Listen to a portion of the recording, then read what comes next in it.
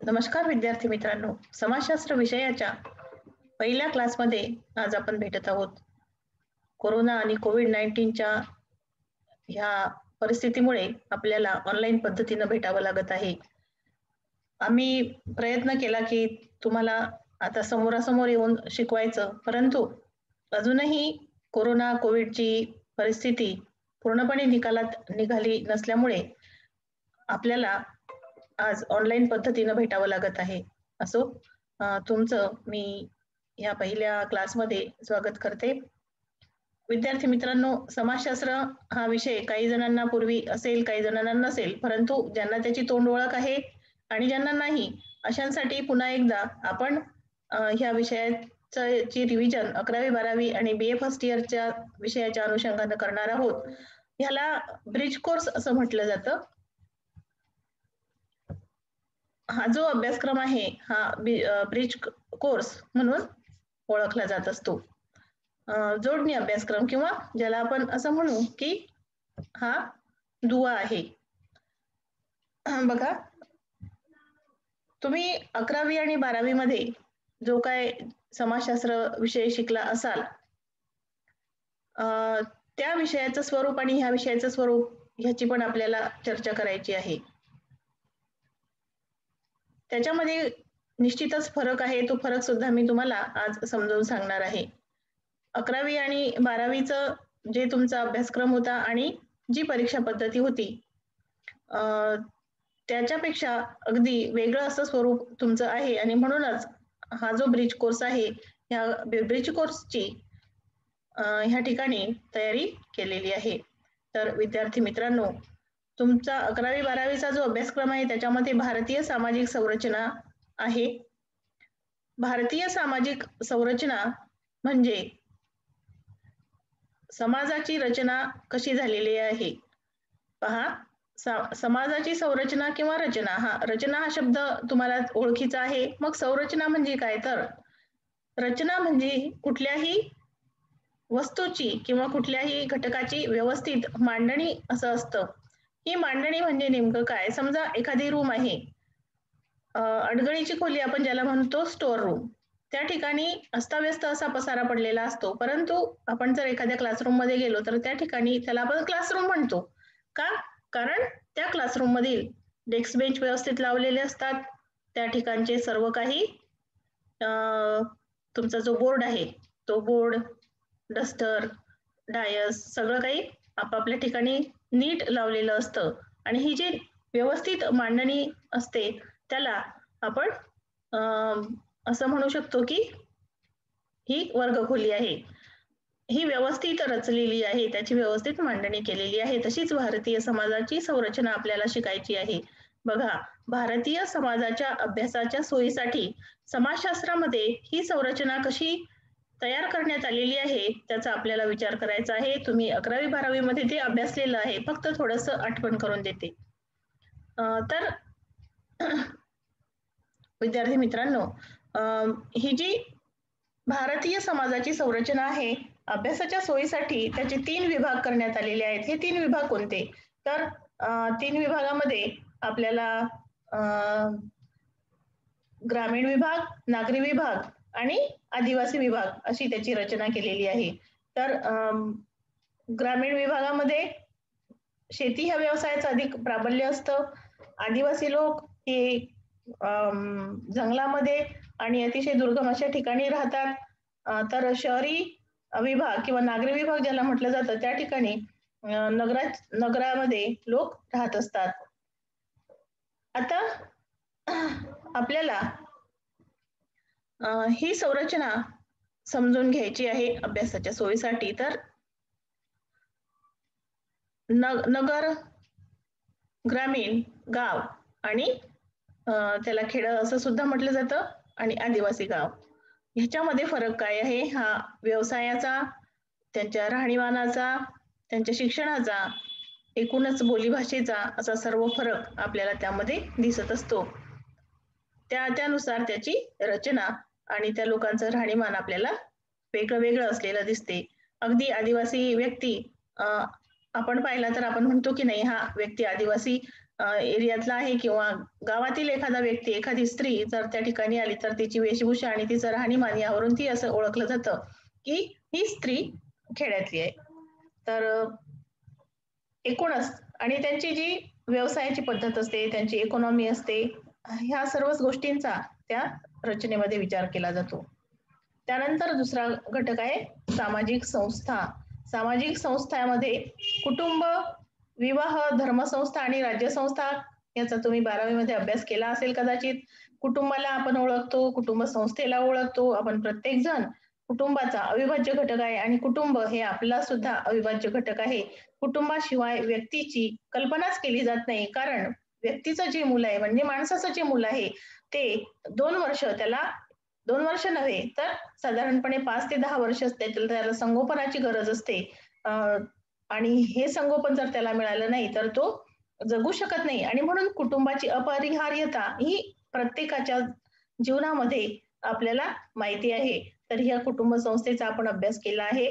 कुटुंब संस्थेद्वाराच व्यक्ती अगदी चांगल्या पद्धतीनं जीवन जगू शकतो, चांगल्या पद्धतीचे संस्कार त्याच्याद्वारे त्याला मिळतात. त्यानंतर विवाह संस्था आहे, हा पण एक व्यक्तीच्या जीवनाचा अविभाज्य घटक.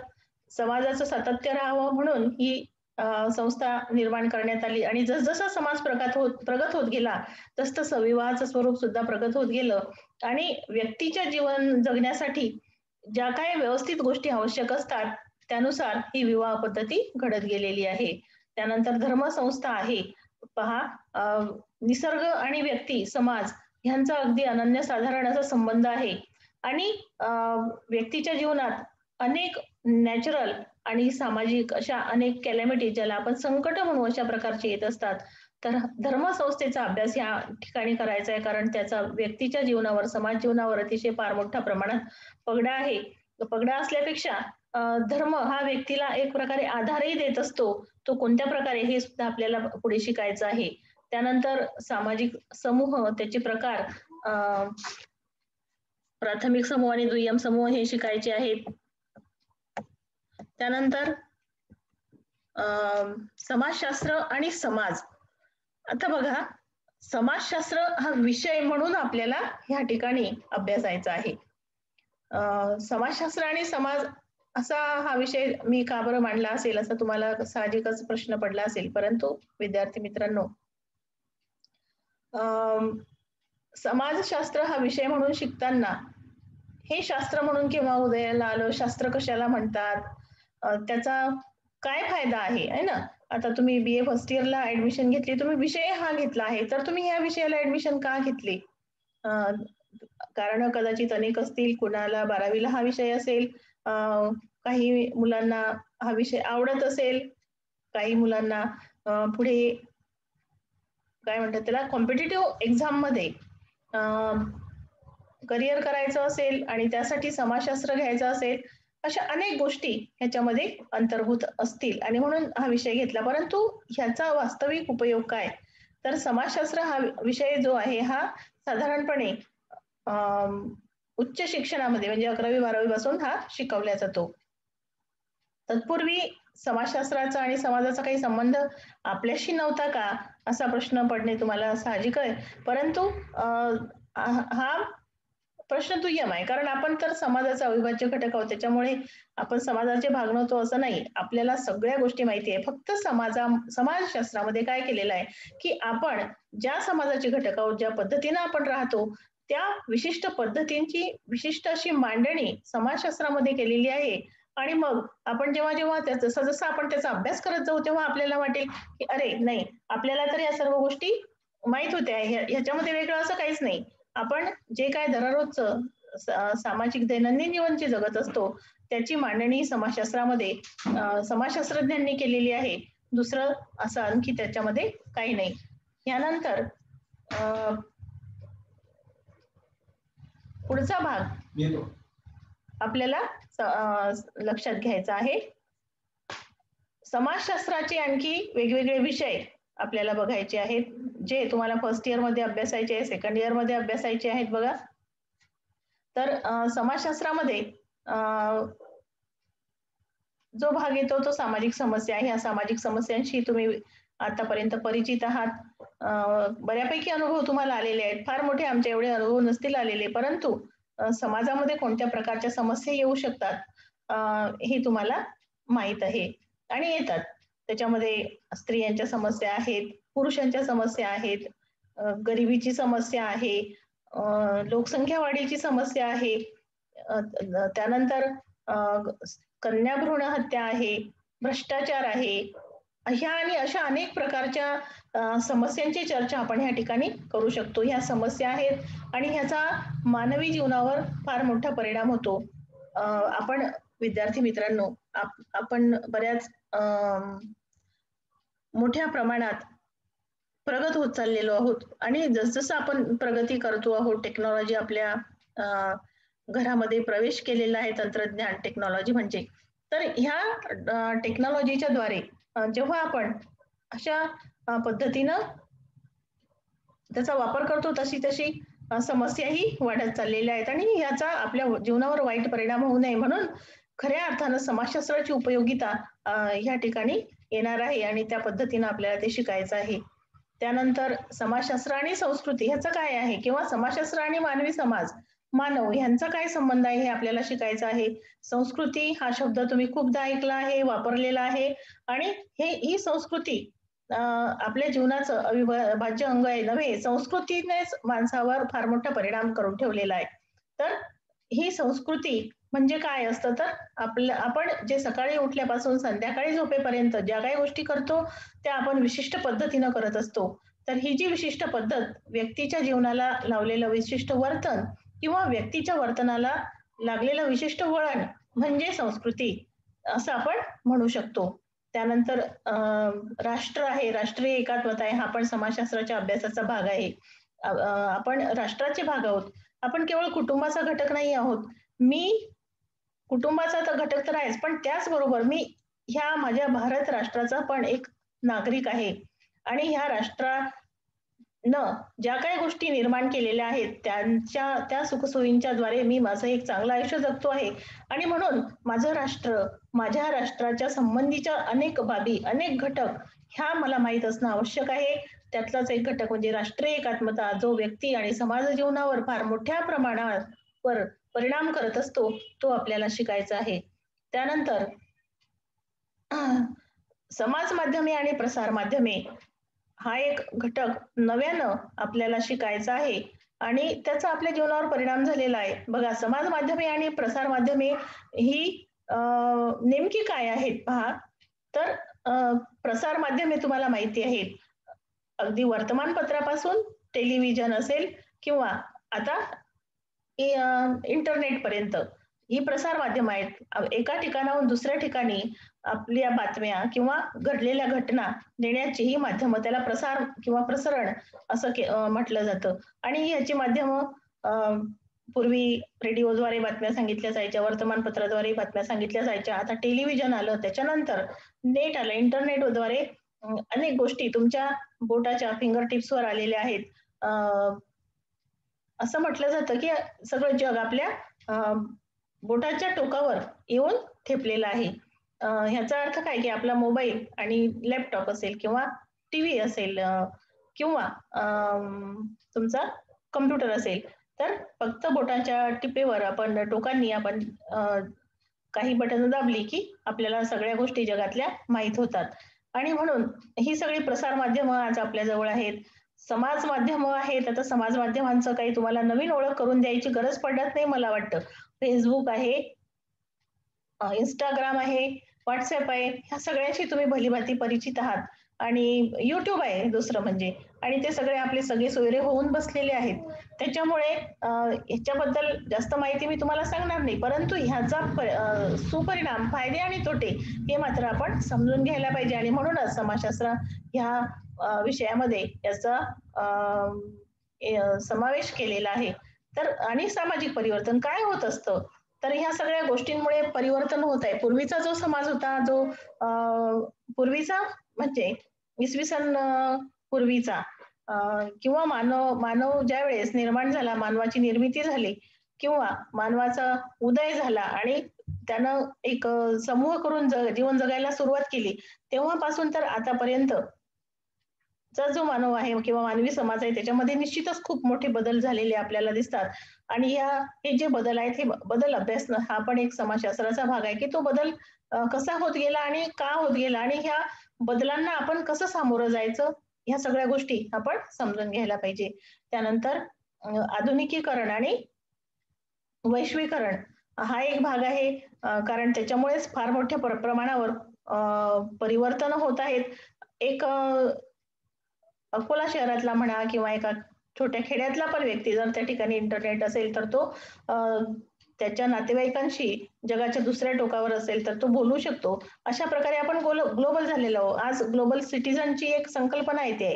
म्हणजे की ह्या ठिकाणचा व्यक्ती हा दुसऱ्या ठिकाणी पण जाऊन चांगल्या पद्धतीने आयुष्य व्यतीत करू शकतो आणि आपल्या देशातले अनेक लोक असे आहेत की अगदी अतिशय प्रगत अशा राष्ट्रांमध्ये जाऊन राहायला लागलेले आहेत. हा सर्व परिणाम आधुनिकीकरण आणि वैश्वीकरणाचा आहे. तर ह्या सगळ्या गोष्टींचा अभ्यास आणि समावेश याच्यामध्ये केलेला आहे. तर ही आणि अशा अनेक प्रकारे तुम्हाला टप्प्याटप्प्याने ह्या सगळ्या गोष्टी फर्स्ट इयर, सेकंड इयर, फायनलमध्ये तुम्हाला शिकायच्या आहेत. तुम्हाला एक तोंड ओळख व्हावी आणि त्या दोघांचा तुम्हाला संबंध समजावा, ह्या पद्धतीनं तुम्हाला ह्या गोष्टी मी तुम्हाला सांगितलेल्या आहेत. आणखी एक गोष्ट मला ह्या तुम्हाला ठिकाणी नमूद करायची आहे ती म्हणजे ह्या वर्षी तुम्हाला अभ्यासक्रमासाठी जे काही युनिट दिलेले आहेत त्याची पीडीएफ सिलेबसची पीडीएफ मी तुम्हाला दिली होती. तर त्याचा तुम्ही अभ्यास केला असेल, मध्ये बराचसा वेळ गेला. तो वेळ यासाठीच गेला की कदाचित जर समोरासमोर आपल्याला क्लासरूममध्ये फेस टू फेस येऊन आपल्याला इन क्लासरूम शिकवता आलं असतं, तर आम्हालाही खूप अतिशय आनंद झाला असता. आता हे अशा प्रकारे अपरोक्ष बोलणं आणि अपरोक्ष सांगणं ह्या गोष्टी आपण टाळू शकलो असतो आणि एक चांगल्या पद्धतीने आपण इंटरॅक्शन करू शकलो असतो. परंतु तरीही जी परिस्थिती आहे, या परिस्थितीला आता आपल्याला सामोरं जाणं आवश्यक आहे आणि म्हणून तुमच्या काही शंका कुशंका असतील तर आपण पुढे झूम मीटिंगवर ग्रुप डिस्कशन करून त्या आपण करून घेऊ. तुम्हाला पहिल्या युनिटचं मटेरियल मी टाकणार आहे. तसंच काही टाकलेलं पण आहे. आणि आणखी एक गोष्ट सांगू इच्छिते ह्या ठिकाणी की ह्या विषयाच्या अनुषंगानं तुम्हाला जो अभ्यास करायचा आहे, तर आपल्या विद्यापीठाची जी पुस्तकं आहेत ती रेफर करा. महाविद्यालयामध्ये येऊन तुम्ही ती पुस्तकं घेऊन जाऊ शकता आणि अभ्यास करू शकता. कृपया गाईडचा वापर करू नका. कारण तुम्हाला जे काय पुढच्या लेक्चरमध्ये किंवा पुढच्या क्लासमध्ये मी तुम्हाला ह्याच्यामध्ये परीक्षा पद्धतीमध्ये आणि ही पेपर कसे सोडवायचे याविषयी मी तुम्हाला माहिती सांगणार आहे. आणि म्हणून पुस्तकांमध्ये म्हणजे जे टेक्स्ट बुक आहेत, त्या टेक्स्ट बुकच्या द्वारे अभ्यास करणं अतिशय गरजेचं आहे. टेक्स्ट बुक आपल्या महाविद्यालयाच्या लायब्ररीमध्ये उपलब्ध आहेत. आपण दर 8 दिवसाला ही पुस्तकं घेऊन जाऊ शकता, बदलून घेऊन जाऊ शकता. तर आजपासून तुम्हाला ह्या सगळ्या गोष्टी अभ्यासायच्या आहेत. तर विद्यार्थी मित्रांनो, बी-ए फर्स्ट इयरचा जो अभ्यासक्रम आहे साधारणपणे समाजशास्त्र म्हणजे काय, समाज म्हणजे काय, समाजशास्त्राची व्याप्ती, त्यानंतर सामाजिक परिवर्तन, सामाजिक बदल हे सर्व आहेच. त्याचबरोबर सामाजिक समूह आहे, सामाजिक समूहाचे प्रकार आहेत. तर ह्या गोष्टी आपल्याला ह्यापुढे शिकायच्या आहेत. तर आज आपण हा जो ब्रिज कोर्स आहे, दुवा ज्याला आपण म्हणू अभ्यासक्रमाचा, पुढचा पहिलं युनिट सुरू करण्यापूर्वी तुम्हाला थोडीशी ही माहिती देणं आवश्यक होतं आणि म्हणून आम्ही दरवर्षी ह्या ब्रिज कोर्सची तयारी करत असतो आणि ब्रिज कोर्स विद्यार्थ्यांसाठी ठेवत असतो. तर ह्या पद्धतीनं आपल्याला पुढे आणखी 1-2 व्हिडिओ मी तुम्हाला टाकणार आहे. त्यानंतर आपण झूम मीटिंगद्वारे भेटू. नमस्कार.